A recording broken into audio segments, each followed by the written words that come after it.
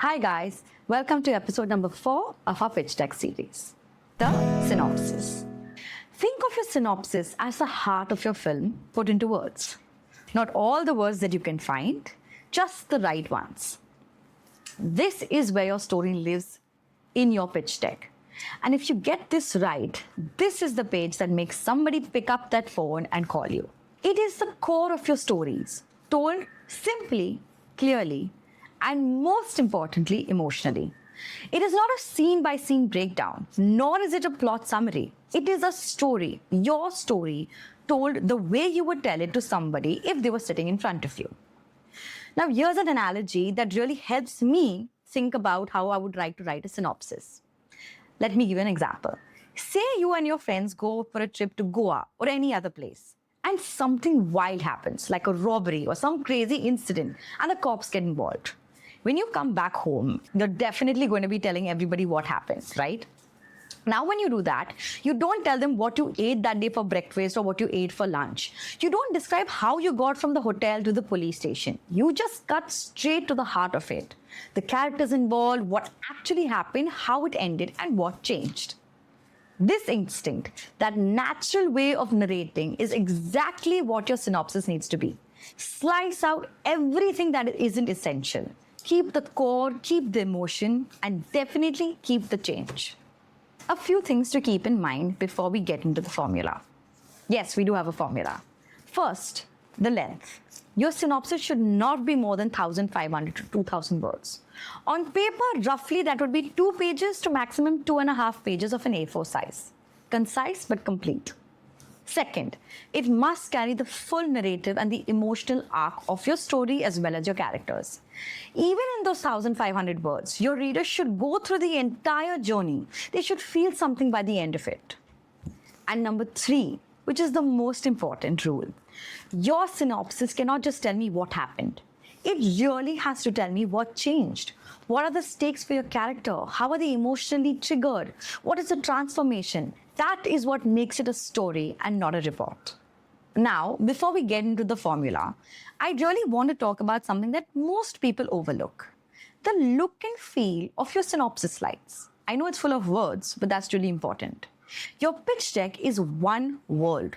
Your title card, your logline, your synopsis. They all have to look, feel like they belong to the same film. Every time someone turns a slide or turns a page, they should not feel that they walked into a different movie. The tone, the color palette, the energy, all of it has to stay consistent. And more than just consistency, the design of your synopsis slide should actually pull the reader into your film's world. If you're making a romantic film, something light, easy breezy, your synopsis slide should reflect that. Pastel colors, soft imagery, light hues, the kind of thing that makes you feel warm by just looking at it. Now, if you're making a thriller, your synopsis needs to sit in that darkness. Deep colors, blacks, shadows. The moment someone opens that page, before they even read a single word, they should feel the tension. They should feel like, something is wrong. The design is not decoration. The design is emotion. It is getting your investor, your producer, your actor into the world of your film before they've even started reading.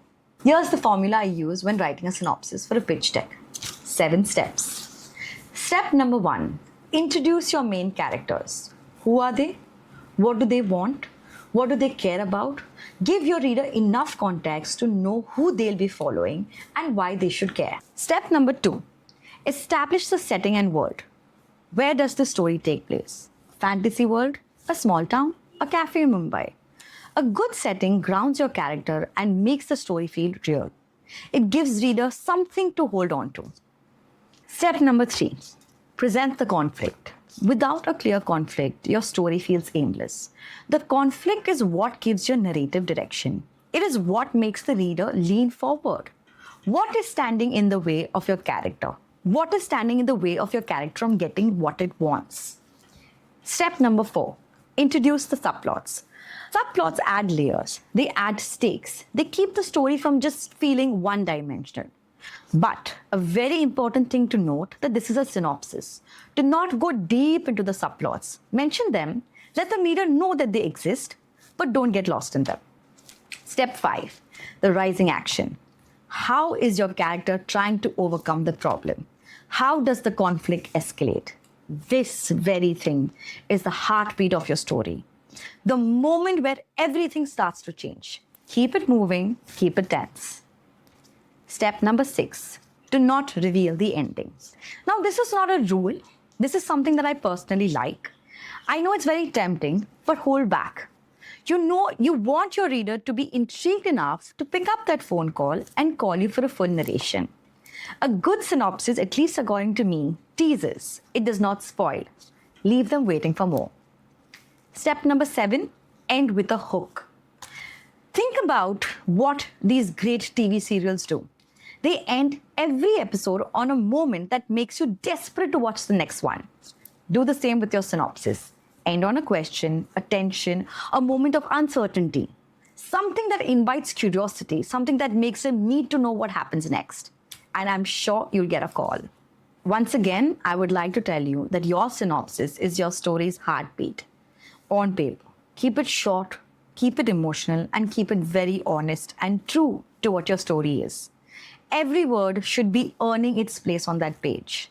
And remember, you're not summarizing your film, you're telling your story. There is a difference. Find that difference and you will nail your synopsis.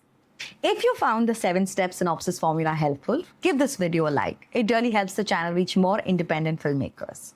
For those of you who want a deeper dive, I've put together a synopsis workbook that walks you through all 7 steps, from introducing your characters to landing the perfect final hook. Now we are moving away from words and into the language of the image. We are finishing the series with the visual approach, which is on the next episode. Stay tuned.